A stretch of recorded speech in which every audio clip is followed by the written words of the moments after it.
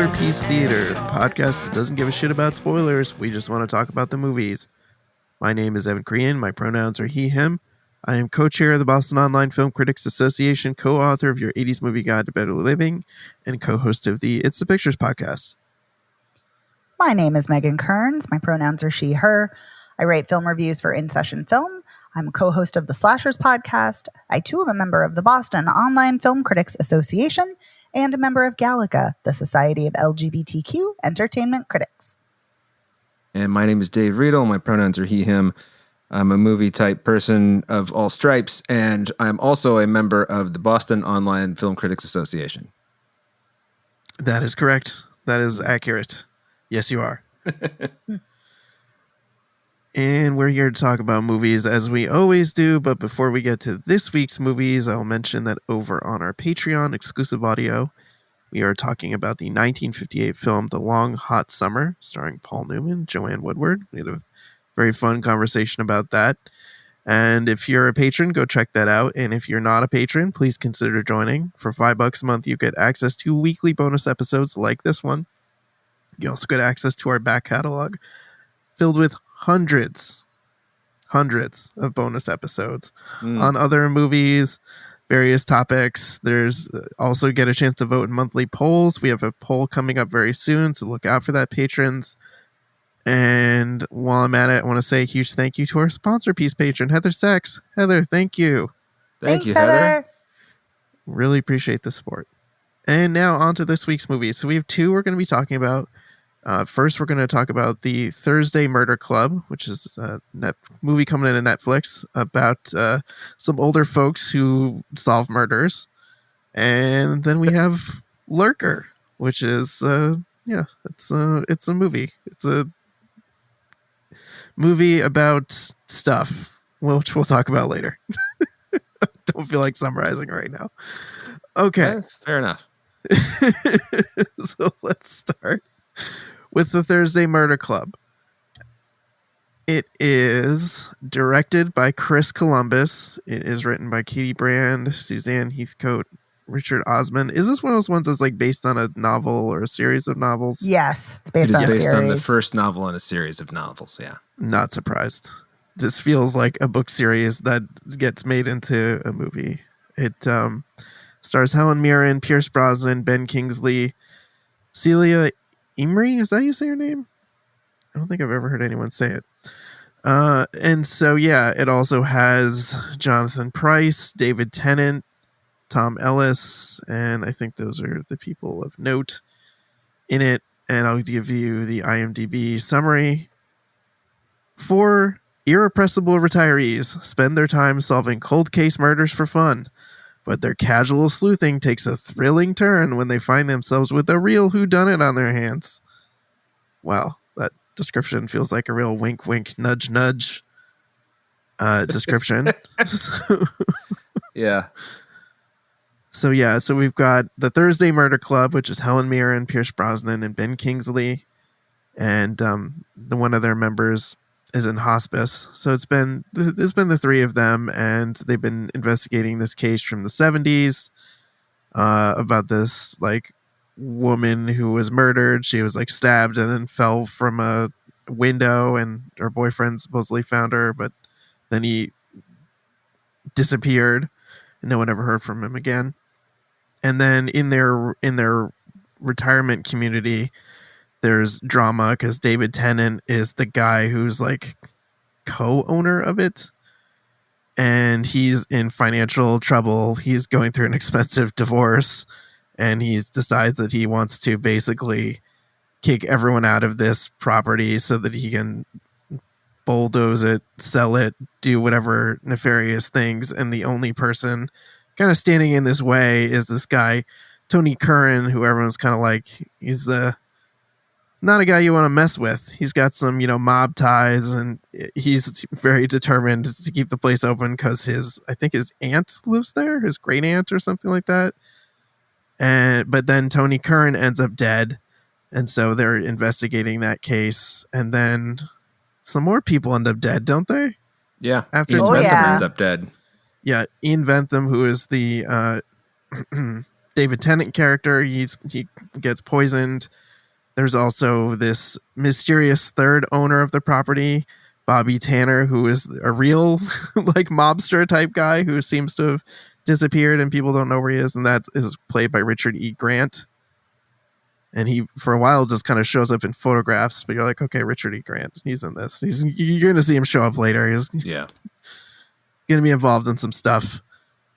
And what else? I saw this like almost a week ago, so I feel like I'm not remembering the plot points of it particularly well.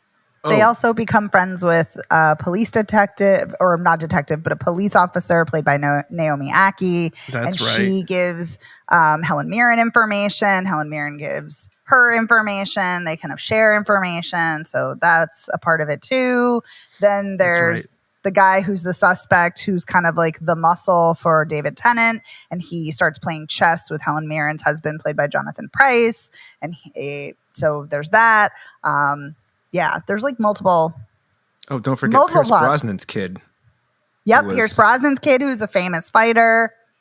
Yep, and he's also a suspect because he's worked with these guys before. That's right. Yeah, and I forgot to mention that Celia Imrie, who I mentioned at the top, she's the newest member that they bring in because she's a former nurse.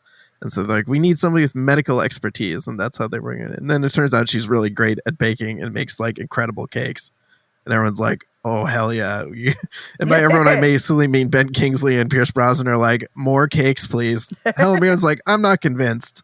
But they're like, please, more cakes. Yeah, and Helen Mirren, the woman who's in hospice, who's her best friend, was a detective, and that's where they got a lot of their information from on previous cold cases. And then Helen Mirren is very cagey initially about her skill set, but it's very clear, very obvious that she is not just a normal person. And you find out halfway through the movie that she's former MI6. Mm-hmm. Yeah. Mm-hmm. Yep. So what do we think? What do we think of this one? Dave, what'd you think? I think it should have been called Old Detect. That sounds like an alarm on something. Olds detect. Olds detect. Yeah. Olds detect. Somebody's coming and they're going to pinch your cheek when you don't want them to. Yeah. So I don't know. I kind of wanted to like this because of the cast, but it was just kind of middling. Cast. Because it's just kind of middling and stupid. I mean, and also it looks corny. You know how like Netflix movies went through that long phase where they all kind of looked the same and they looked kind of corny? I don't even know how else to describe it. Because it's actually not, cinematography is not bad, but it's all kind of flat. And it seems like it's made for motion smoothing, even though I turned my motion smoothing off. By the way, for each app on my new TV, you have to turn the motion smoothing off on each app the first time you use it. It's amazing. It's like, boy, they really want you to fucking think everything looks like shit, don't they? Yes. I really didn't like Pierce Brosnan's character. I just thought he was kind of douchey. I thought Ben Kingsley was like too cute. I really love Ben Kingsley too. I think my favorite Ben Kingsley performance is Searching for Bobby Fischer, where he's in a very un-Ben Kingsley-like role and, just knocks it out of the park. I didn't dislike this because Helen Mirren is terrific. Watching her was really a lot of fun. And, I never knew Celia Imrie's name, but she's like one of those, she's like in she's like in 6 English movies a year, I feel like, or TV shows. Yeah, like she's you everywhere. always see her. Yes. And she's always great. And she's, great in this.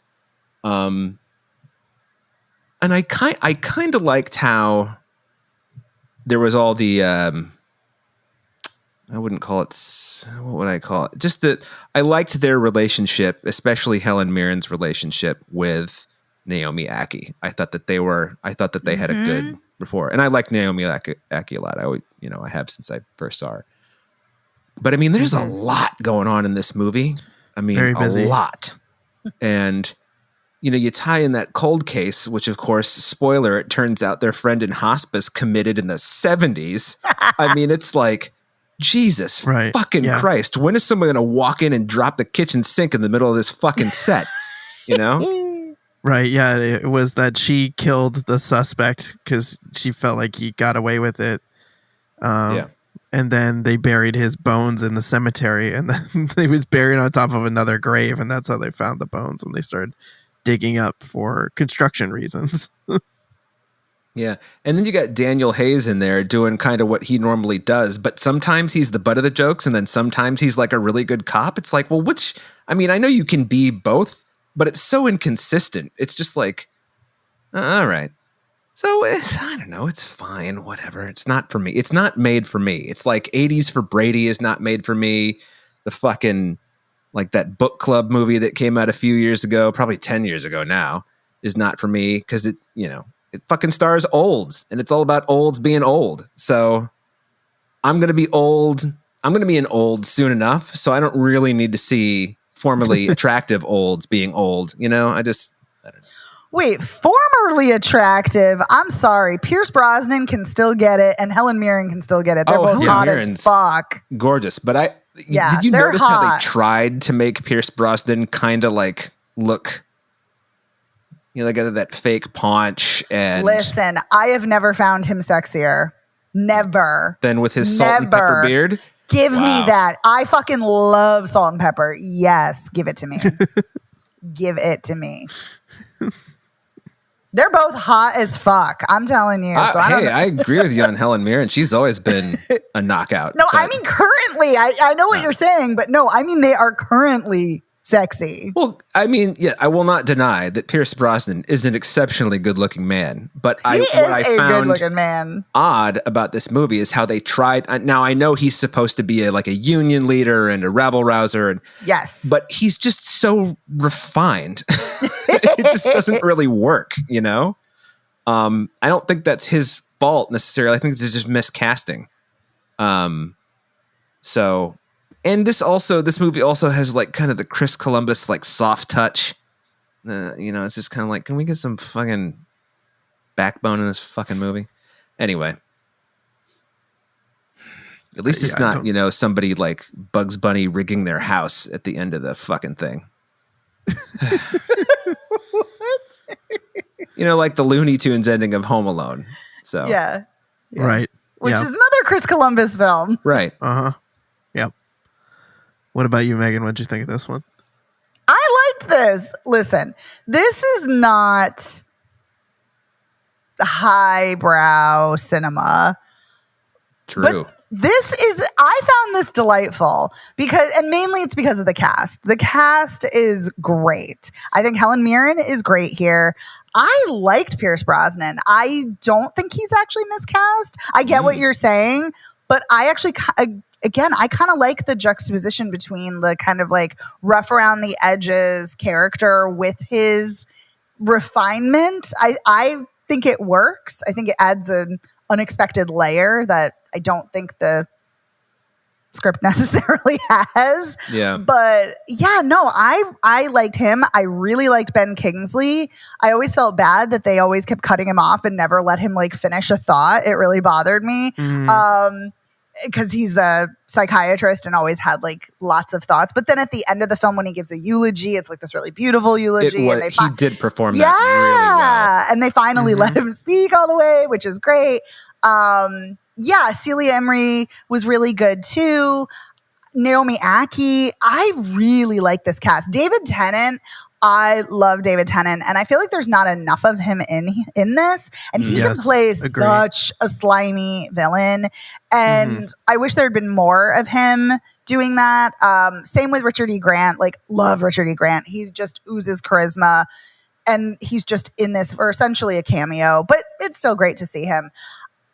This is scratching the itch for me for Enola Holmes, for the Knives Out movies, for the terrible but yet delightful Kenneth Branagh Agatha Christie movies, which are not good, but yet I fucking love them because there's something, I don't know, there's something like cozy about them. They're like a cozy murder mystery.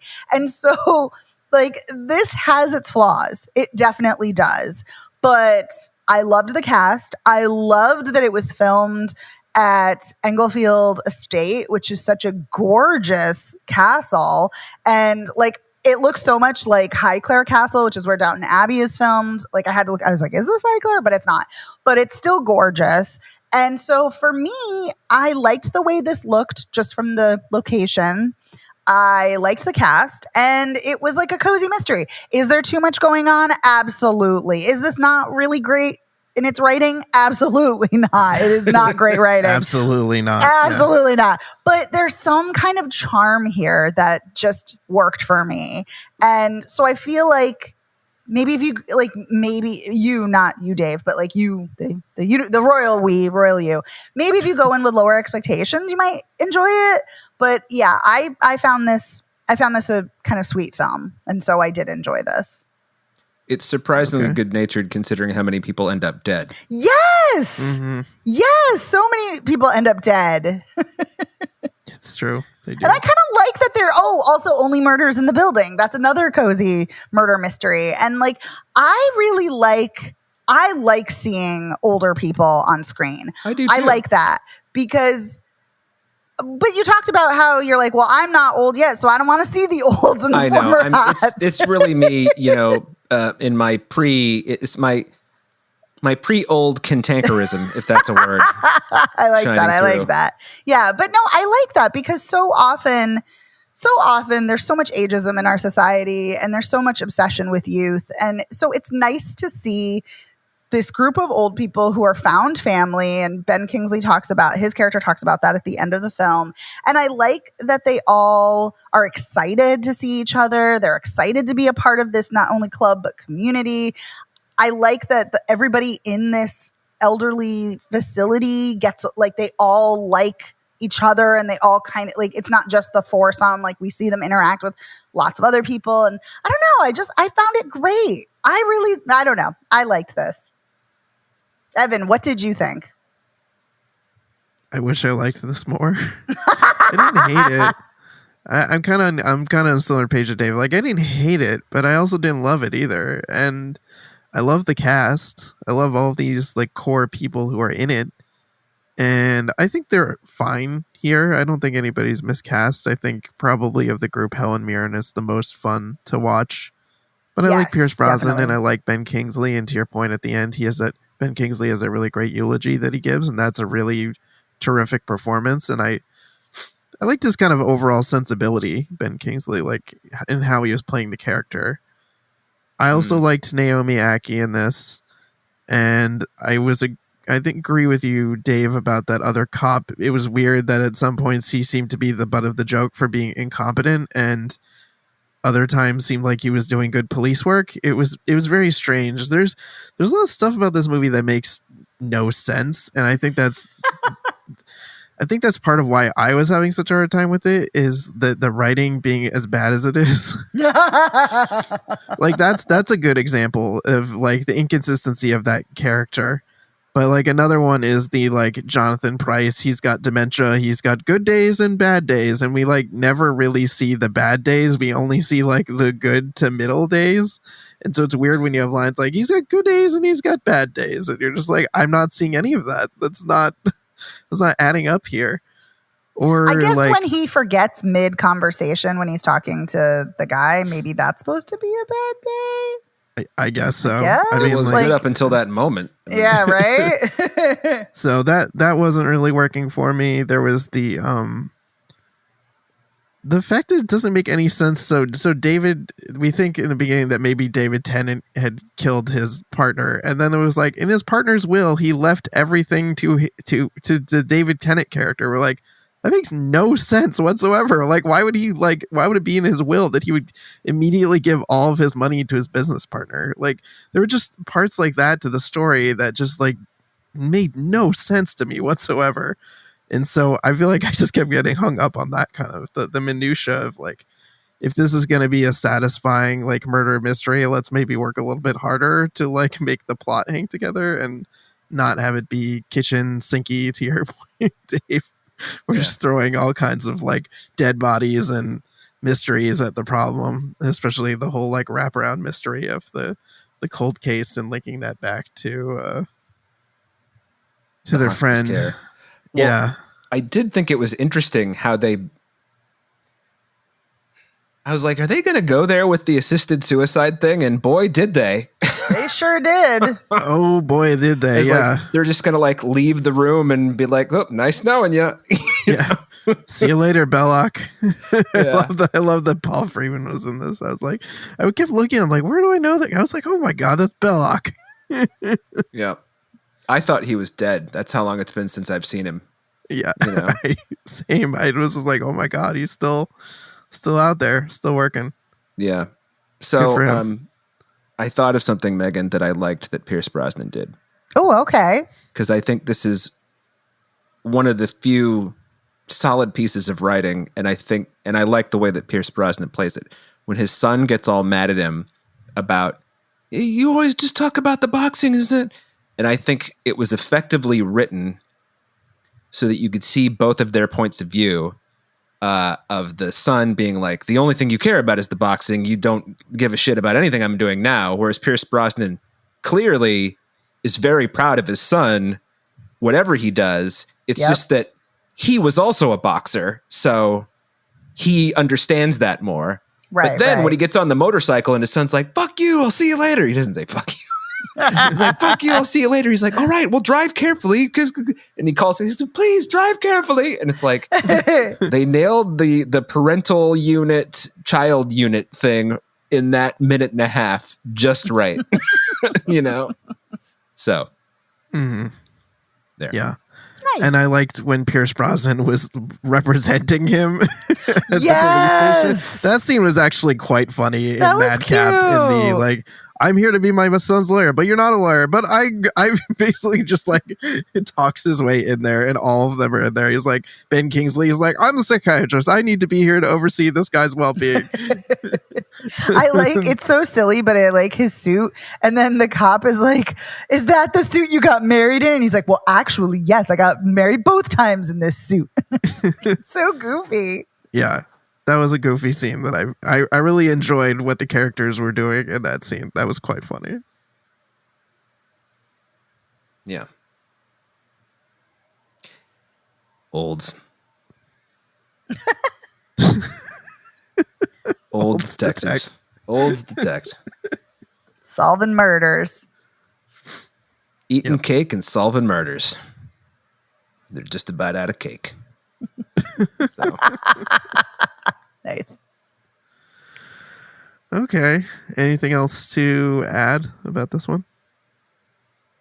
I thought that it was interesting that Richard E. Grant's character, although a member of an organized crime family and apparently a rather ruthless criminal, I don't find the fact that he would enjoy being a florist, but the whole idea that of all the three of them, and they were all terrible, but he's the one who gave his workers their passports back so they could visit their families when they wanted to. I'm just like, what the fuck is this movie? I mean, I just don't get it. Another thing that doesn't make a ton of sense either. Or even like why he would just not kill Helen Mirren if she's like, I'm just going to go to the police. Like, she's trying to blackmail him.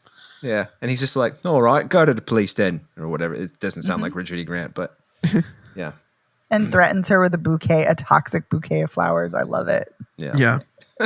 It's ridiculous. This also, I was remiss in mentioning, or not mentioning rather, this also scratched my Murder, She Wrote itch. So listen, I started watching Murder, She Wrote when I was like 7 years old. So this movie I feel like is primed for me. Okay. Nice. Yeah. Give me the older people solving murders. Solving crimes. I'm here for it. Throw in a Ferrari and a helicopter and then I'll be on board too. I thought I saw somewhere that was coming back. Magnum? Again? I thought so. I was Oh, like, I think what? so. Now that you say that, yeah, Yeah. yeah. Like as a new TV, because didn't the I one think with what's his so. face just end? I think so. But yeah, I think Tom Selleck's coming back for it. Oh, what? Oh, I didn't Tom know that. Selleck is coming back. Well, That that's I a did not terrible know. idea. Oh, I have one more stray random thought. Once Sure. again, this movie gets to show, or Helen Mirren gets to flex her speaking in another language, her accents, because she speaks in different languages so often in her films, and I love that. Mm-hmm. So just a little minor thing, but I like that about her. And I like that Yeah. we get to see it here, her speaking Polish. That's true. Yeah. I like that we got to see her driving a la Fast and Furious. That's right. Yes, yes. Get some driving scenes with Helen Mirren. Which is also kind of funny considering that we see her with Celia Marie earlier and they're taking the bus. And then you Right. find out later, like, she has a car, and not only a car, but like a very expensive fast car. Like, Right. Yeah. Yeah. All right. Shall we move on? Sure. Sure. Okie dokie. So let's talk about Lurker. And so it is written and directed by Alex Russell. And it stars Theodore Pellerin, Archie. I wish I knew how to pronounce his last name. It's Mediquay. Mediquay, thank you. You're welcome. And yeah, actually, I don't really know most of the other people in this. I recognize Havana Rose Liu. Is that your name? I feel like I've seen her in some things. Yeah. But yeah, I've I seen did her. mostly. She's in a lot. Yeah. So here's our IMDb plot summary.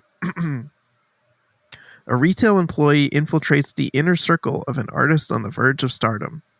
As he gets closer to the budding music star, access and proximity become a matter of life and death. I mean, it Yeah. sort of seemed like it was going to go that way, but you knew it wasn't going to go that way. Yeah, not exactly like that. It's more, I don't know. It's not literal life and death, because Right. the plot summary makes it seem like this is going to be like a horror movie thriller, and in some ways it is, but it's more psychological than anything else, Mm-hmm. as opposed to like literal. But yeah, so we've got Matthew, who is working at a store, and he meets Oliver, who's this famous musician. Like, he's already famous. He's not really, call him a budding star or almost famous. I feel like he's already kind of famous. And, Yeah, but he's only playing 1,000 seaters. It's not like he's fucking huge. I mean, 1,000 seats is more than I can sell. Right. But Right. Yeah, I But was he's gonna not say, like he's- Taylor Swift or Beyonce. He's like much more like kind of indie. right. But Like he seems indie to have famous. quite the following on the gram, as the kids say. yes. And he's got the juice. Yes. He's got Riz. Vibes. With a Z. Boy, does he have vibes. Yeah. So Matthew meets him. Matthew's working in this store, and Oliver comes in with his entourage, and Matthew pretends basically like he puts on a song, a Nile Rodgers song, right? To try and like catch his attention. And then he like plays it cool, like, oh, like, I don't really know who you are. I don't know your music. I just thought you'd think that the song is cool or something like that. And so Oliver kind of likes that at first. So he's like, yeah, come hang out with me. Come to the show. Here, I'll give you my number. And then Matthew goes, and they like pull pranks on him. But he's like immediately kind of captivated by this guy and his fame and his entourage, and gets invited over to Oliver's house. And they're like, Oliver's like, yeah, I want you to like document whatever we're doing here. So Matthew gets out his camera and he starts following them around. And he's very kind of like quickly trying to ingratiate himself like more and more and more to Oliver, like, you know, offering to help shoot the music video, but then like he's doing nefarious things to undermine other people so he can get closer to Oliver.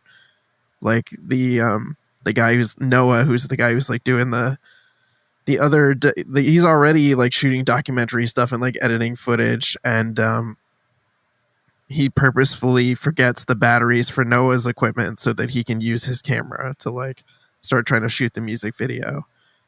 And then he basically just keeps getting like deeper and deeper into the circle, but getting like more and more possessive of Oliver and access to Oliver, to the point where like his buddy Jamie, who works with him at the store, who's like a designer, like his friend does like, you know, fashion stuff.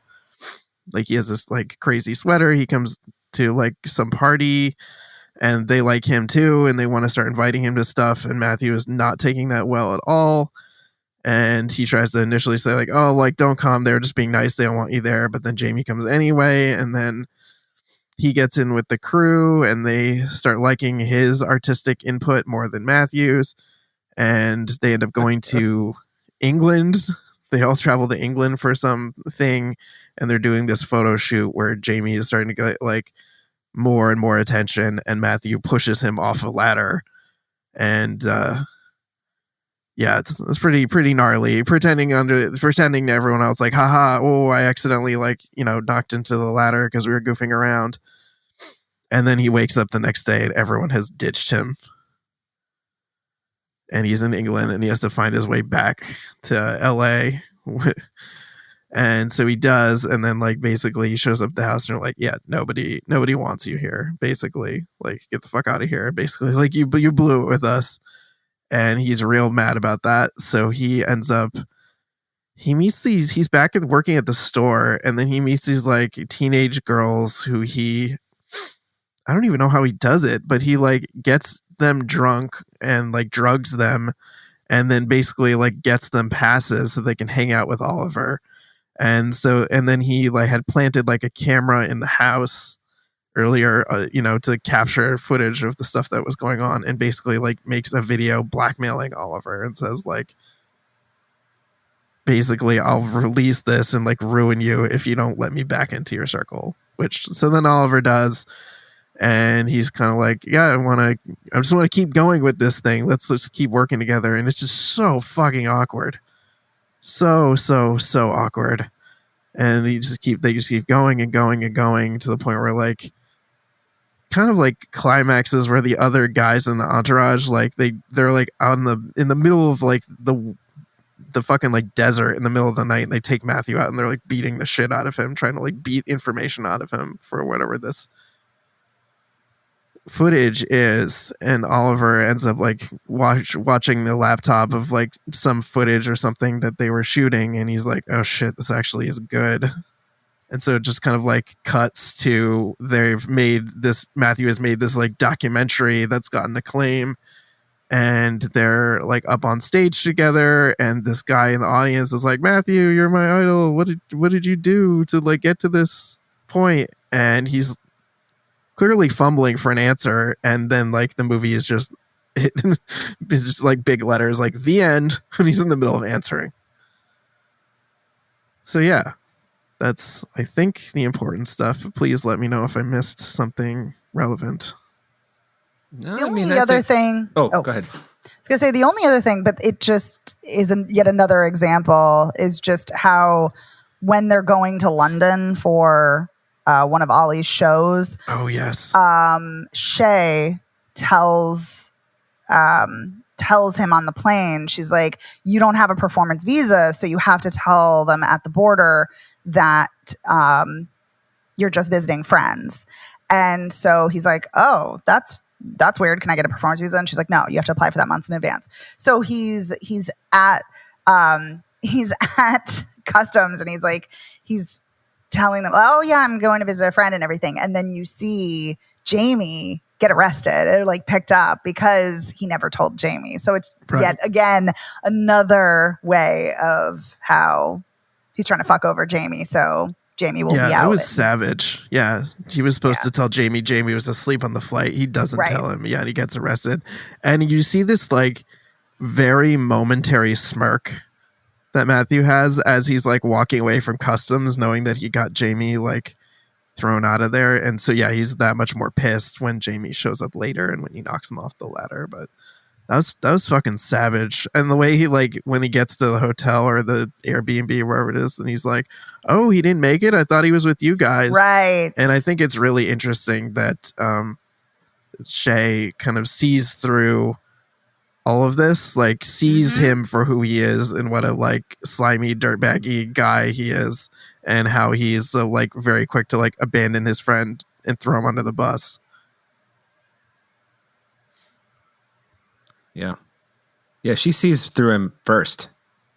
Mm-hmm. You know, because there's I can't remember. She gives him another look at some point. I can't remember what it is, where she's just like, "You motherfucker." Yeah, she's watching him a lot in the film. Yeah. Mm-hmm.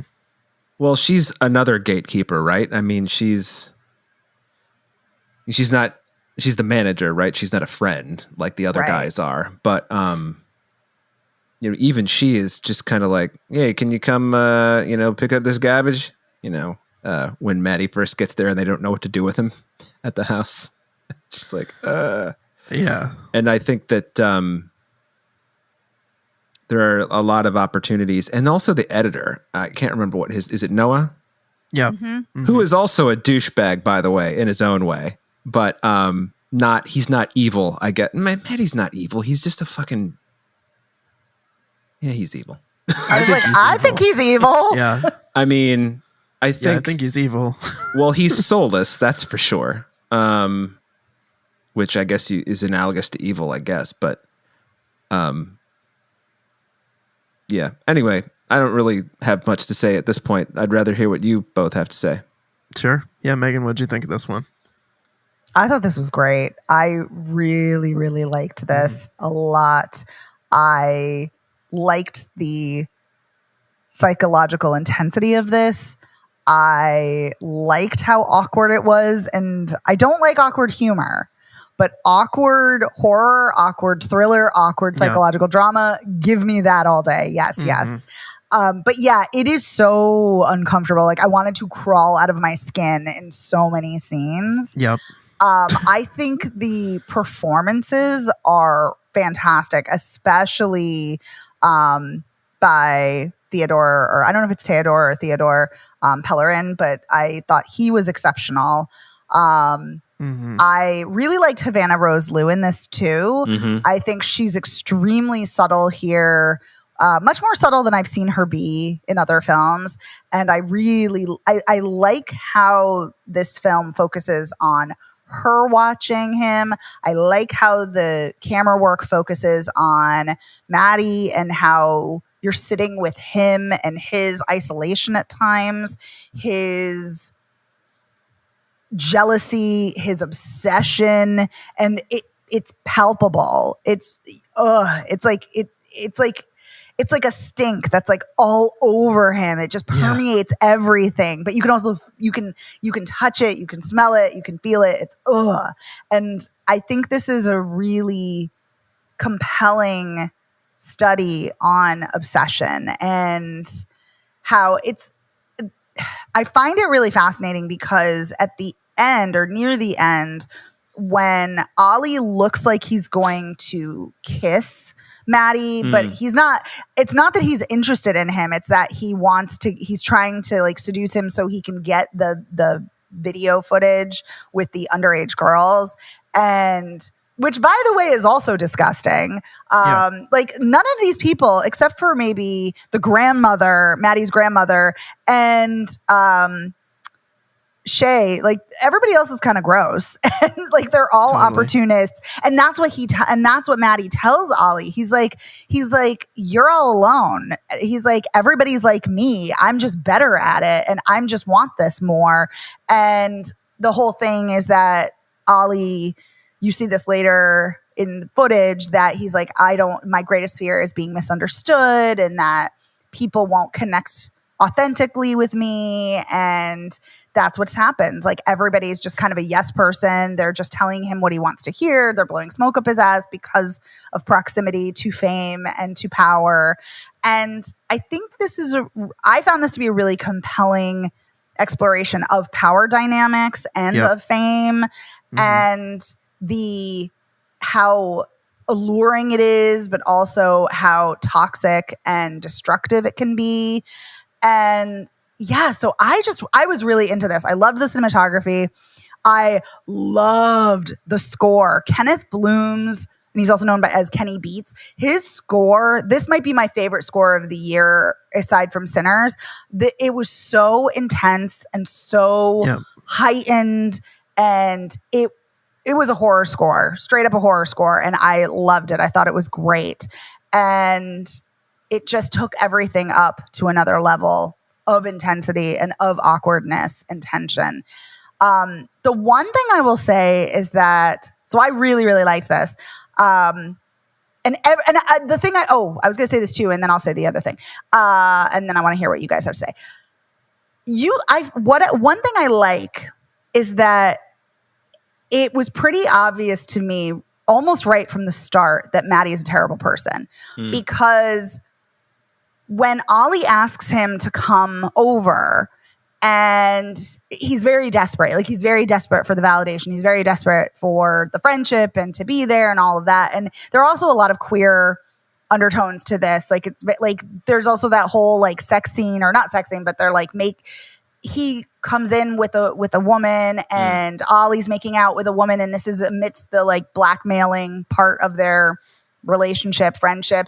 And then they're like basically going to have sex with women like while they're like in the same room, and like Maddie isn't even paying attention to the woman. He's watching Ollie, like he's staring at him. And like, it's just, there's so much queer obsession here, which I find interesting. But it's very obvious to me that Maddie was a terrible person, because when Ollie invites him over and he's like, I want you to take footage, and I want you to document everything.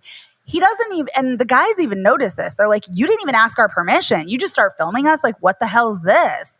And it's very clear he doesn't care what anybody says or what anybody thinks about anything. And so he just will cross boundaries no matter what. And I was like, oh, okay, this is the type of person he is when given the opportunity.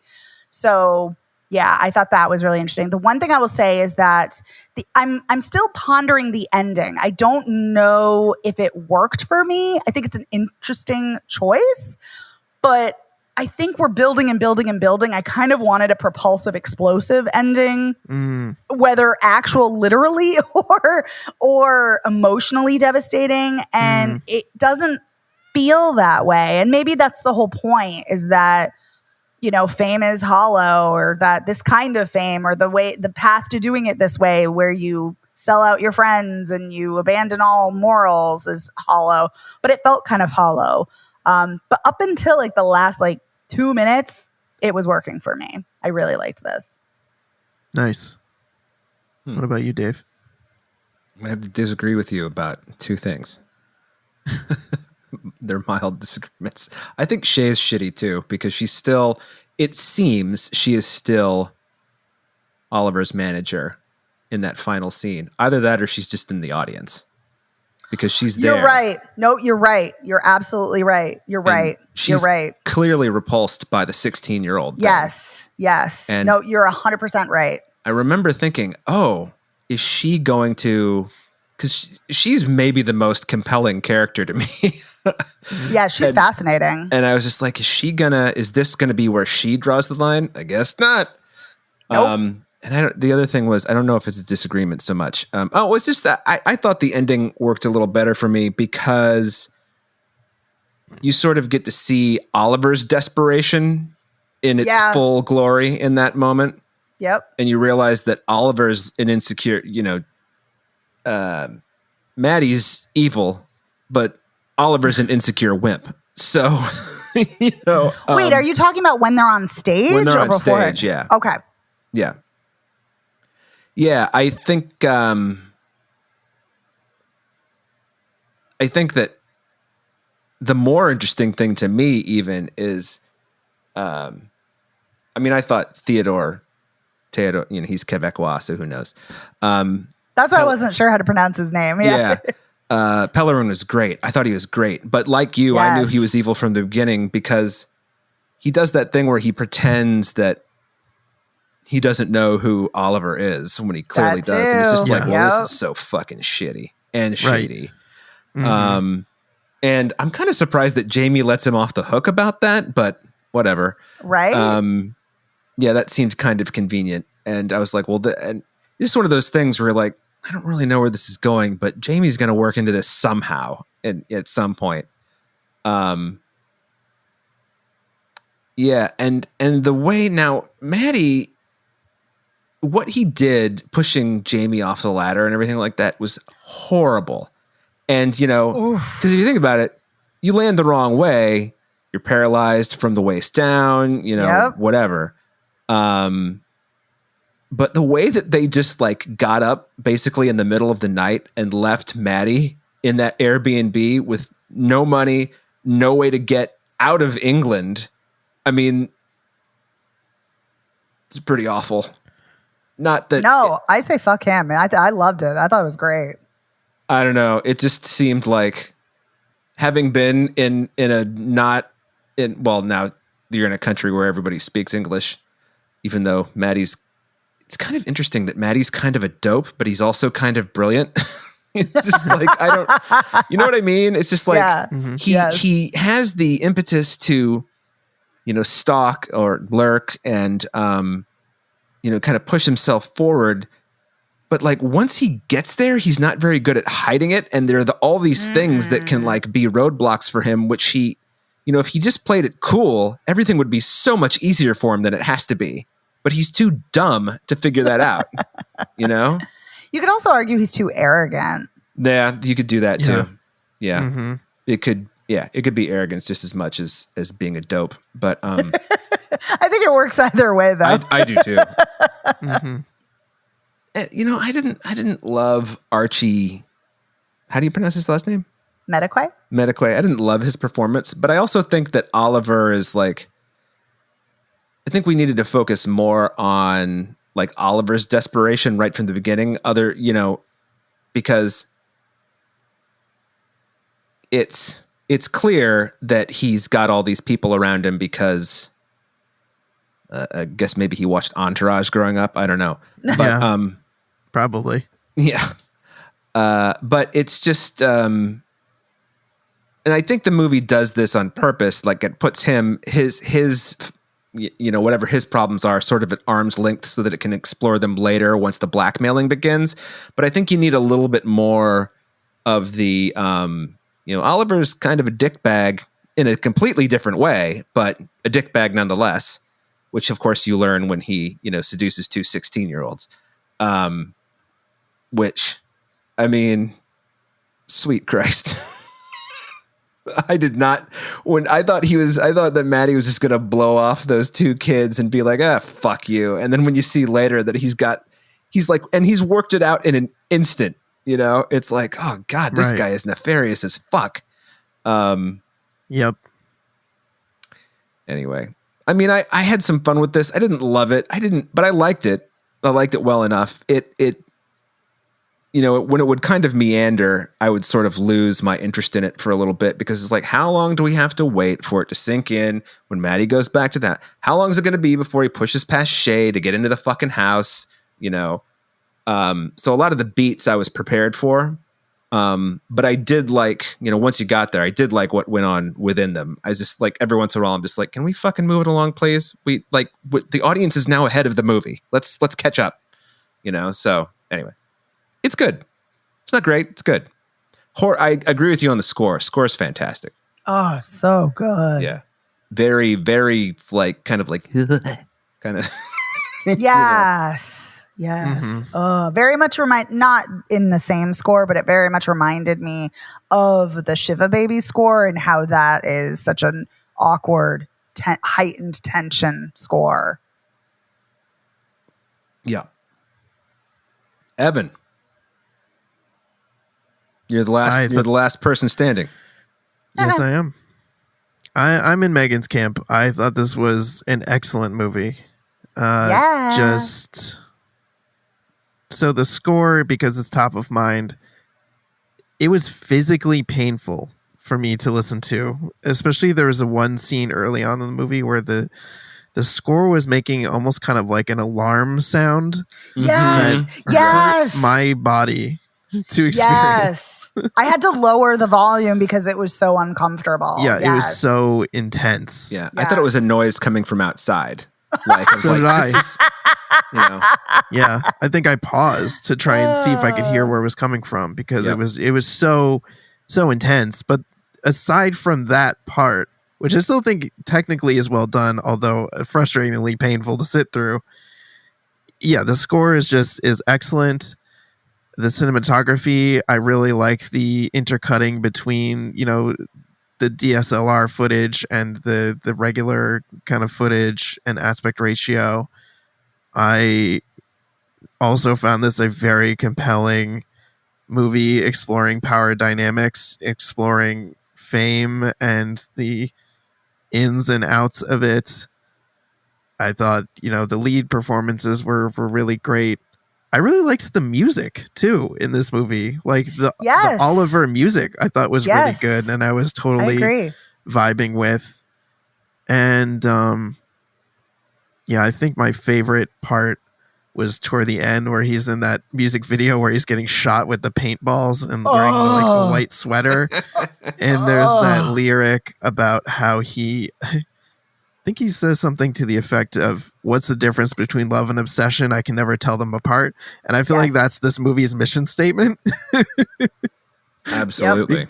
But I think Maddie does know the difference between love and obsession. And I don't think he loves Oliver. I think he's just obsessed with him. And he's obsessed with the fame and the proximity to fame. But yeah, he's really scummy. But Oliver's really scummy. But I also, in a twisted way, enjoy when the power dynamics shift and Maddie is able to blackmail Oliver, because Oliver was a piece of shit before that. Like he was doing typical like abuser tactics of like love bombing and testing boundaries and like fucking with Maddie and whoever else that he like lets into this crew and lords power over them, like watching them fight for attention, making, people do fucking laundry and dishes and whatever other menial tasks need to be done. So I found a weird satisfaction in him kind of twisting in the wind and understanding what it feels like to have someone else do that to him, even though it was just absolutely disgusting what was done. But to your point too, Megan, this movie is deeply, deeply uncomfortable. Probably some of the most uncomfortable scenes I've ever watched in all of cinema. Like moments you could cut with a knife. They're just so uncomfortable. Yeah, I'm kind of not. I feel like we should have been prepared for that, only because Alex Russell, who wrote and directed this, also wrote for The Bear as well as Beef. And The Bear is one of the most tense shows I've ever watched, even though it's not a thriller nor a horror show, but yet it's some of the tensest scenes. But also weirdly competes in the comedy category at the Emmys. That just totally bothers me because it's a comedy. It is. I will argue it is a comedy. Comedy can be a multitude of things. Yeah, but I found myself thinking about this movie after it was over. I know that when we finished it, that Sean and I were sitting and talking about it for a while. So I think that's another mark of an effective film, is that you're thinking about it, totally. You're talking about it. There's a lot there to unpack, from the kind of like bigger themes to even like simple moments like, oh, did we think that he did this on purpose? Or the whole thing where he's like wrestling with, like physically wrestling with Oliver. Like, is he, it's in the middle of the night, they're making a ruckus. Is he expecting like the other people to come in and find them like all over each other? Is he like got another hidden camera somewhere, recording them like tussling around and trying to use that? Like, there's so many things that Maddie does that are like nefarious that you're like, oh, he could totally have like a ton of different motives for for what he's doing in any given scene. So something I've been thinking about is is what you were saying, Evan, about how you think Maddie does know the difference between love and obsession. And been really thinking about that because I'm like, I'm not so sure he does, because I think he's extremely shitty to his grandmother, who seems like Yeah. the loveliest person.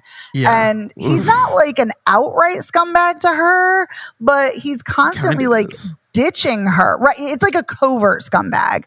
And like he's not like screaming at her or like insulting her or anything, but he's like ditching her for this friend group, and which is awful. And like he gets back from the trip to England and he's like, can you drop me off right away? Like he doesn't want to spend any time with her, which is terrible. So yeah, he's like awful. But also I was thinking about, I think he does not love. Well, it's weird because like I think about Killing Eve in this way too, because Phoebe Waller-Bridge, talking about that show, talked about how there is such an love and obsession are so intertwined, and when you become obsessed with someone, it very much mimics love, and there are very much parallels to it. And so I don't know, like yes, there are definitely differences, but I think for Maddie, I'm not so sure he thinks there are differences. I don't know. I think he is not just drawn to Ollie for the fame. I think that's a major factor, but I think he wants Ollie to see him. He wants Ollie to accept him. I think he wants to be around him all the time. And so I think for him, there is that overlap of attraction and love and all of that thorniness. Mm-hmm. Thorniness, close to horniness. I think there's horniness too. Yeah, there is thorniness and horniness in this movie, that's for sure. Yeah. Yeah. I agree with you though, Evan, about how it's interesting and kind of, I don't know if fun is the right word. You said fun, but there's definitely kind of, it's enjoyable in a weird way to watch Maddie. So I get what you're saying. I think my only thing is that unfortunately 2 16-year-old girls were it was at the expense of them, right, which is horrific, but it is, I don't want to be like, but aside from that, but it is so fascinating to watch, even though it's repulsive too. Yes. Yeah, did I say fun? I think I meant weird. I think I thought I said something along like weirdly satisfying to see Oliver twisting in the wind. Yes, you did. I converted it to fun. Because I agree with you. I don't think it's fun knowing that this is the reason why it's happening. Right. No. But it's engaging. Yeah. It pulls you in. It is engaging, yes. Yeah. I think that's probably a better way to describe it. Yeah. It is. It's fascinating. It's engaging. Yes. As part of the conversation on power dynamics, to see those shift in such a way that that's what's happening. Yes. Yeah. Well, yeah. I don't know how much more I have to say about this, but I really did enjoy watching this movie, despite how uncomfortable it all was. Oh boy, was it uncomfortable. Yep. Mm-hmm. Yes. Okay. Any parting thoughts on Lurker? Not for me. Okay. All right, so let's see. So the Thursday Murder Club, which is going to be dropping on Netflix on the 29th, right? So it's actually a little bit after this episode airs, like about a week, right? Yeah, I think it's going to be in theaters for a week. It is. Yeah, it's going to be in theaters on Friday, the day this airs. So it'll be in theaters and then we'll be on Netflix within a week. Let's say, it sounds like Megan, you're a yay on the Thursday Murder Club. I am. Flaws and all, I enjoyed this. Dave, what about you? I mean, it's innocuous and inoffensive. It really, I mean, even though I didn't love it, there were things that I did like, but not one moment was like, oh, fuck this movie. Like, not even a little bit. It's just like, oh, okay, it's cute, whatever. Yeah. That's all. I think I feel the similar wavelength. I wouldn't outright say don't see it, but I'm also like, it was all right. Your mileage may vary on this one. Yeah. And I feel like I'm definitely an emphatic yes on Lurker. Seems like, Megan, you are in the same camp. Dave, where do you come down on Lurker? Oh, I think I'm a yes. It's a little more Okay. qualified than the two of you, but yeah, but no, this is a good movie. It's just not necessarily. I didn't find it as I didn't have the same warm feelings about it that you two do. Mine are tepid. Or Warm feelings lukewarm. feels like such a funny way to describe feelings about this movie. I know, right? Warm fuzzies about this one. Yeah, that's probably the wrong thing, but it's as close as I could get in the moment. So Fair enough. All right, well, that wraps up another episode of Spoiler Beast Theater. So thank you for tuning in. I want to say a huge thank you to our editor, Otto Clamor. Otto, thank you for making us sound so great week after week. thank you, Otto. Thanks so much, Otto. You can find this show anywhere you get podcasts. You can also go to our website, spoilerpiece.com. We are on social media. We're Spoiler Piece Theater on Facebook. We're at Spoiler Piece. We're still on Twitter, right?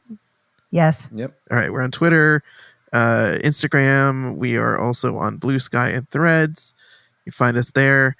And yeah, if you want to get in touch with us, send us an email, spoilerpiece@gmail.com. We'd love to hear from you.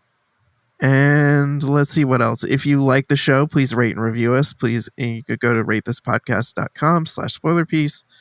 And if you really, really like the show, please consider joining our Patreon. As I mentioned at the top of the episode, we talked about the 1958 film, The Long Hot Summer, starring Paul Newman and Joanne Woodward. That was a fun conversation. You get access to weekly bonus episodes. You get hundreds of back episodes in the bonus catalog, and you get to vote in monthly polls. And we're gonna have a poll coming up soon, so look out for that. And I think that's all I'm supposed to say. So my name is Evan Crean. I am co-chair of the Boston Online Film Critics Association, co-author of your 80s Movie Guide to Better Living, and co-host of the It's the Pictures podcast. And you can follow me on social media as Real Recon. That's real as in film reel. My name is Megan Kearns. I write for In Session Film. I'm co-host of the Slashers podcast, a member of the Boston Online Film Critics Association, and a member of Gallica. You can follow me on Blue Sky and Twitter at Opinioness World, or on Instagram and Letterboxd at The Opinioness. And my name is Dave Riedel. I'm a member of the Boston Online Film Critics Association on every social media except Blue Sky, and Twitter. I'm Dave Sees Movies, and I'm not that on Twitter because I'm not on Twitter, and I'm not that on Blue Sky because I'm David Riedel on Blue Sky. Yeah, you are. We'll see you next week. Bye. Bye.